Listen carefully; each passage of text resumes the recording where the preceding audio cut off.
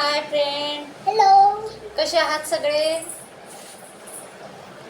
Good afternoon. सगळे खुशच असणार, बरेच आहे. श्री स्वामी समर्थ. बघा, आज थोडं बाहेर जायचं होतं म्हणून आम्ही आज छान तयारी वगैरे केली आहे.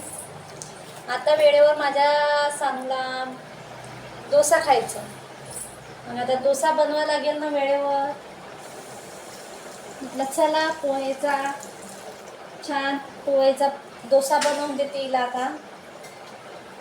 बघा, सांग तुला काय खायचं होता? डोसा.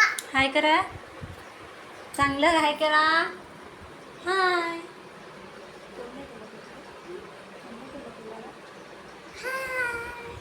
मी डोसा खाणार आहे. डोसा खाणार आहे. डोसा.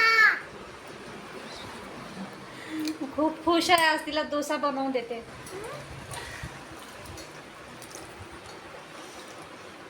कसं मग बघायचा डोसा कसा बनवायचा मी. बरं. तर बघा, डोशासाठी मी 1 वाटी पोहे घेतले भिजवून, 1 वाटी रवा घेतला, 1 वाटी दही घेतलं, सारख्या प्रमाणात घेतलं. आता ते मी मिक्सरला फिरवून घेते छान, आणि त्यासोबत थोडीशी खोबऱ्याची चटणी बनवते. मग कशाची? डोसा. हां, डोसा बनवते ना, छान खोबऱ्याची चटणी बनवते त्याच्यासोबत. पहिले मिक्सरला फिरवून घेते थोडं. तर बघा, आपले सारण तयार झालेले आहे.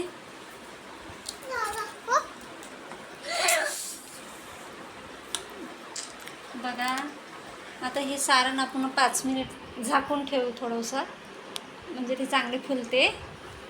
पण माझ्या सानूला 5 मिनिट पण थांबायला वेळ नाही आहे. डोसा म्हणून डोसाच मागत आहे. कसं आहे, मला खूप दिवस झाले जरा बरं नाही आहे, पण आज जरा बरं वाटत आहे. म्हटलं चला काहीतरी द्यावं तिला बनवून. तिला करमत पण नाही आहे, कोणी खेळायला पण नाही आहे, कोणी खेळायला पण नाही, एकटीच खेळते. बघा, घरात एकटीच फिरते, एकटीच खेळते, कोणी नाही आहे तिला खेळायला. माझा भाची दोघं पण गावाला गेले. मी मागच्या ब्लॉगला तुम्हाला सांगितलं आहे, ते गावाला गेले आहे दिवाळीमध्ये, पण आम्ही नाही जाऊ शकलो. या मग डोसा खायला. कसे वाटतात माझे व्हिडिओ? मला करता येतो नाही, थोडं कमेंटमध्ये सांगत चला. बाय.